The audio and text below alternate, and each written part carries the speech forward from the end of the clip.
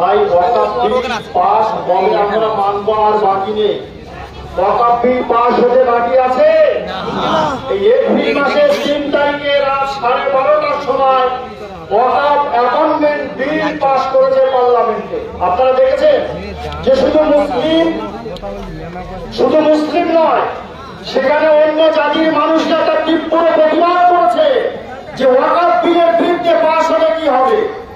আমরা জানি 2014 সাল থেকে নিয়ে এই দাঙ্গাবাজ বিজেপি সরকার মুসলিমদেরকে দ্বিতীয় শ্রেণীর নাগরিক করার জন্য সুচিন্তিত মতবাদ তারা বিভিন্নভাবে ফেলে দিয়েছে। কখনো মসজিদের ভিতরে ঠাকুর পাওয়া যায়, আদিনা মসজিদের মধ্যে আপনারা কিছুদিন আগে শুনেছেন যে সেখানে নাকি শিবলিঙ্গ পাওয়া গিয়েছে। আল্লাহ জানে যে শিবের লিঙ্গ বড় বড় জানি না।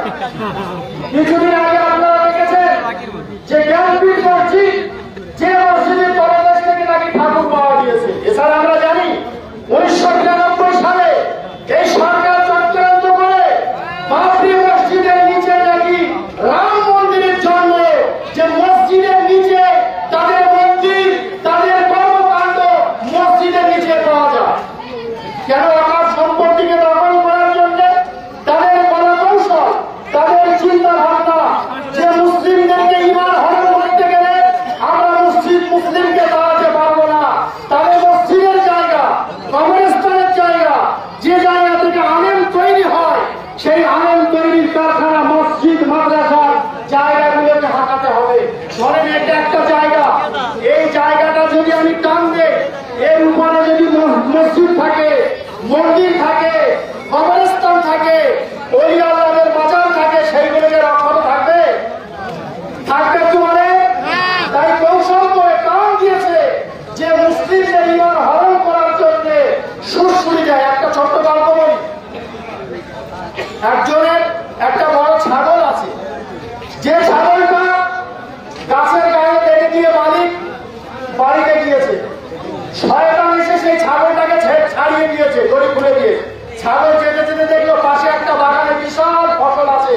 ছাগল খেয়েছে এবং গোড়াগড়ি দিয়েছে, বিশাল ফসল, গাছ উঠে নেই। হঠাৎ ক্ষেতের মালিক এসে দেখলো ছাগলটা কার, তাকে বাগানে দিয়ে এমন মারলো, ছাগলটা মারা যায়। সে বাড়িতে গিয়ে শুয়ে পড়লো।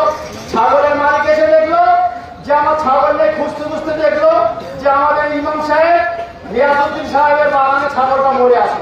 এ বাড়ি থেকে বন্ধু এনে রিয়াজউদ্দিন সাহেবের মারা করে দিল। রিয়াজউদ্দিন সাহেবের ছেলে এসে দেখছে যে আমার আব্বার মার্ডার করেছে অমুকজন, সে বন্দুকবার করে তার বাড়ি ছেলে, 2 ছেলে, বউ ছিল, তাদের মার্ডার করে দিয়েছে। আবার তার বাড়ির চাস্তো ভাই এসে দেখলো যে অমুকজন এসে মার্ডার করলো, সে আবার ছুরি তলোয়ার বার করে এদের বাড়ির পরিবার সবাই ধ্বংস করে দিয়েছে। 2 তরফে ঝগড়া বেঁধে গেল, পুলিশ আসলো, 2টো পরিবার শেষ হয়ে গেল। অনেরাই মোদি হলো শয়তান। কখনো মুসলিমদের ঈমান হারার জন্য ওয়াকাফ সম্পত্তি, কখন 3 তালাক বিল, এবং কখন মুসলিমদেরকে বিভিন্ন শরিয়াতে আইন নিয়ে ঝামেলা বাঁধায় যে মুসলিমদের এত দরদ হয়েছে। মোদি পার্লামেন্টে বলছে যে বিসমানা মুসলমানকে নিয়ে আমি আর লাইন নিয়ে বিল লাগাই। যারা নিম্ন শ্রেণীর মানুষ, মুসলিম নির্যাতিত, তাদের জন্য বিল নিয়ে আসে উপকার সাধনের জন্য। হায়, একটু মাথা চিন্তা করে দেখেন যে পার্লামেন্টে যত মন্ত্রী আছে আর যতবার এমএলএ আছে, যত রাজ্যে, আমাদের রাজ্যে বলি 77টা এমএলএ আছে এবং 10টা তাদের এমপি আছে। একজনটা মুসলমান আছে বলতে পারবেন? একজন মুসলমান আছে? তাদের সংসদ হবে, তাদের পার্লামেন্ট থেকে পঞ্চায়েত পর্যন্ত কোন মুসলিম ক্যান্ডিডেট নেই। আবার তারা মুসলিমদের জন্য এত দরদ হয়েছে। বিল পাস হওয়ার সঙ্গে সঙ্গে দেখেছেন পাঞ্জাবে, আপনি দেখেছেন উত্তরপ্রদেশের নিচে ছাদের উপরে রাস্তা ঈদের নামাজ কয়েক মিনিট, 10 মিনিট, 20 মিনিটের জন্য আদায় করছে, পুলিশ প্রশাসন সেখানে মেরে তুলে দিচ্ছে, আর বলছে মুসলিমদের এত দরদ হয়েছে। অতএব ভালো করে বলছেন, আপনাদের যে জমায়েত, এই স্বার্থপরতা একদিনের জন্য নয়। কলকাতায় যত মুসলিম লিডার আছে, ফুটবল শরীফ থেকে নিয়ে জমিয়াত উলামা হিন্দ পর্যন্ত সমস্ত মুসলিম লিডাররা ডাক দিয়েছে এই মাসের 26 তারিখ শনিবারের দিন কলকাতা শহীদ মিনারে। আপনাদের ওই দিনকে কাজ শেষ করে ব্রিগেডে ডাক দিয়ে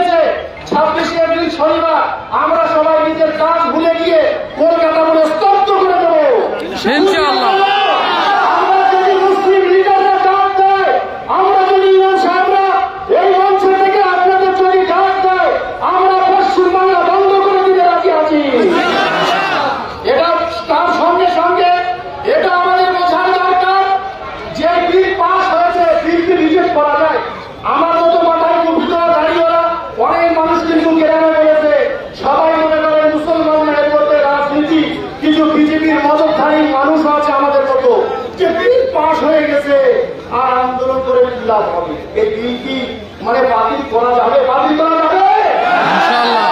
একটা উদাহরণ দিয়ে আপনাদের শেষ করব।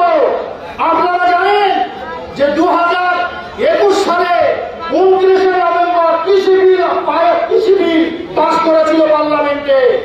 সব থেকে কৃষি বেশি আছে পাঞ্জাবে। পাঞ্জাবের শিখরা ভারতবর্ষের গণনা 2%, শিখ 2%। আমরা ভারতবর্ষের মুসলিম গণনা অনুযায়ী আমরা 17 থেকে 18%, কিন্তু আমাদের পশ্চিম বাংলা আমরা 35%। তাই ভারতের গণনা হিসাবে আমরা 17%। কৃষক ছিল সারা ভারত মিলে 2%। সেই 2% কৃষির আন্দোলনে তারা নিজেদের ট্রাক্টরকে, গাড়িকে, ঘর বানিয়ে তারা দিল্লির পথে রওনা দিয়েছে।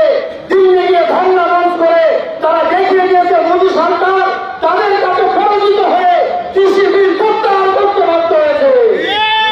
আপনারা দেখেছেন গত 24 সালে আমাদের পাশাপাশি বাংলাদেশ, আমাদের প্রতিবেশী দেশের ছাত্রদের আন্দোলন করার জন্য সেই দেশের সরকার, মুসলমান মৌলবাদ সরকার, সেই দেশের স্বৈরাচারী সরকার হাসিনা তার গতি ছেড়ে দেশ থেকে একেবারে হিজড়ের মতো পালাতে বাধ্য হয়েছে।